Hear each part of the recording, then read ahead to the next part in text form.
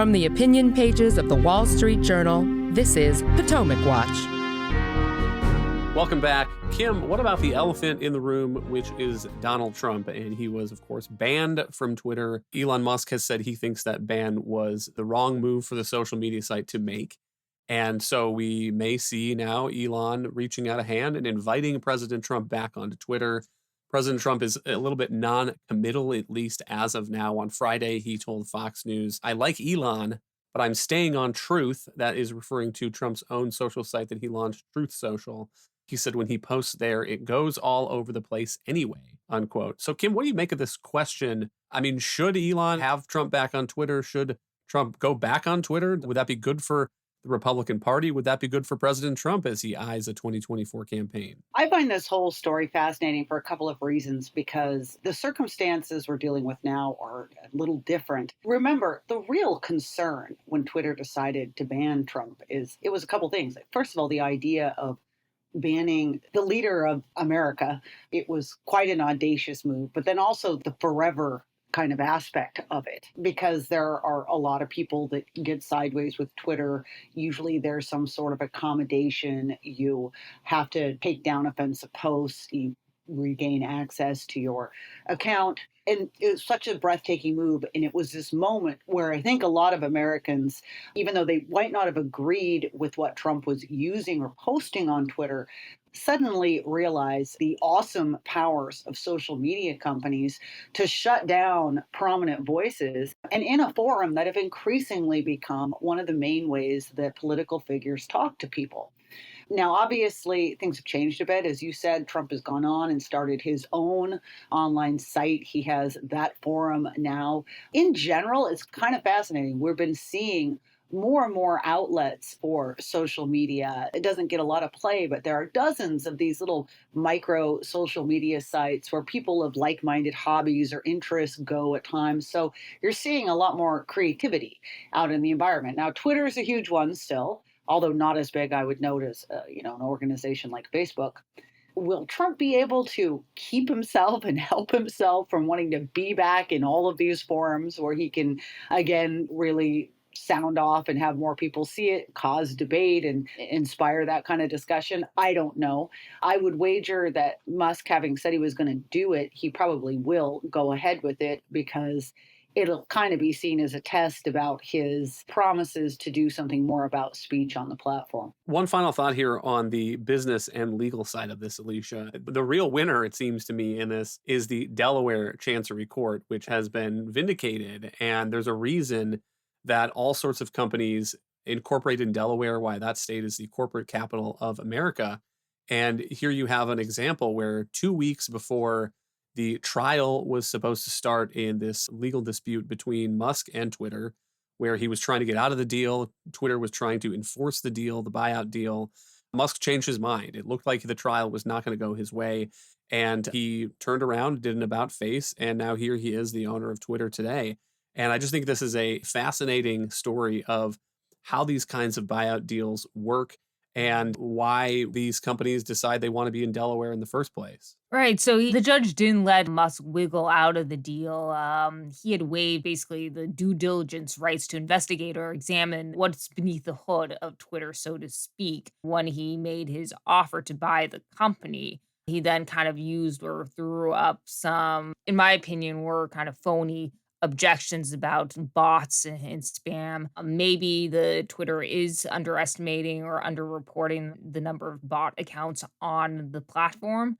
But, before deciding to purchase the company, he could have actually hired lawyers to actually go through all this, but he waived those rights. And the judge held him to the initial agreement and enforced it as it was written. And so I think that's really very important for a matter of contract law and businesses' certainty to hold parties to contracts. And that's exactly what the Delaware Chancery Court did. Well, it will be fascinating to watch as Musk continues in his ownership. One of his first acts when taking over was to fire the CEO, clean out the C-suite there. And so I suspect he will have other big moves here in coming days. But since it's Friday, let's take a couple letters here. And Kim, there's one listener who says she hopes we discuss the implications of a Republican Congress on support for Ukraine. because it looks like, as we sit here right now, according to the polling, that Republicans are in pretty good position to take the House and maybe the Senate in November.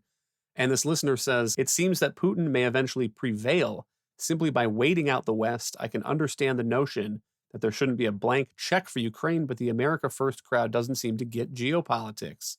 Also, is there any way for a Republican Congress to adjust spending in favor of U.S. defense without increasing overall spending? And Kim, I wonder what you make of those questions. Yeah, I worry about this a great deal too, along with the listener. That comment from Kevin McCarthy, I can see why he went there. He was trying to send the message that overall Republicans are going to exact more scrutiny on finances. But it's totally true that Putin is in this for the long haul. Unless he is routed, he is just going to continue throwing resources at this in a belief, and by the way, a belief that would be backed up by prior comments made by Joe Biden and prior presidents, that he can just wear out the West and its patience and claim a chunk of Ukraine, if not all of it, which was his original ambition. So I think it's vital that America continue to support that effort to help Ukraine, because this is a battle that's not just about Ukraine. It's about deterring overall Russian aggression. If this is a battle that Putin is allowed to win, his ambitions will not stop there, and there will be continued and growing threats to other parts of Western and Eastern Europe. So that's a geopolitical context in which I think the listener is making the point, and I couldn't agree more. What I'm hopeful about is that the Republicans come in and that they do exercise more spending scrutiny, but that they do it in a way that both continues that support for Ukraine, puts a new focus on our defenses, in particular rebuilding our military, but that in the process, they understand that if they want to demonstrate that they care, that they're going to have to take a hard look at government domestic spending. This is what's been out of balance lately. Joe Biden has wanted to pull money out of defense budgets, put it into this soaring domestic entitlement state Democrats are creating. The real merit of having Republicans in the House and the Senate, if that is what happens, is that they're going to have first say on budget priorities. And because nobody tends to like to get into shutdown scenarios, there's a bigger opportunity to bring Democrats along with that and reorient the way we are spending our dollars. Finally, one more. We have a listener who says she heard our podcast on October 24th with unsurprised dismay at the bleak report card for America's schools.